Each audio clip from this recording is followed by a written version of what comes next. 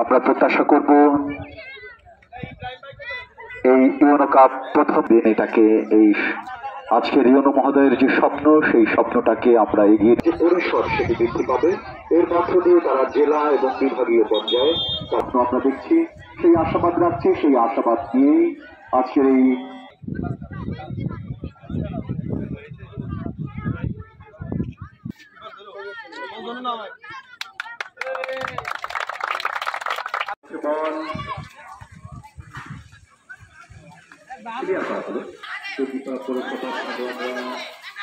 একে অপরের মধ্য দিয়ে পক্ষে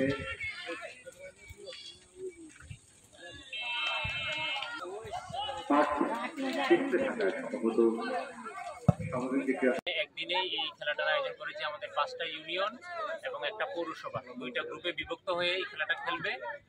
আমরা আশা করছি যে আমরা যে এখানে যুব সমাজ আছে, যে তরুণ প্রজন্ম রয়েছে, তারা সন্ত্রাস, নাশকতা ইত্যাদি থেকে দূরে থাকবে। মোবাইলের যে অশুভ আসক্তি কিংবা মাদকের যে ভয়াল থাবা, সেই থাবা থেকে আমরা দূরে থাকতে পারবো। তাদের সৃজনশীলতা এবং মননশীলতা তারা মাঠে প্রয়োগ করতে পারবে এবং তারা একটা সমৃদ্ধ জীবনযাপনে অভ্যস্ত হবে। এই ধারণাকে সামনে রেখেই মূলত আজকে আমরা এই প্রথম ইউনো কাপ ফুটবল টুর্নামেন্টের আয়োজন করছি।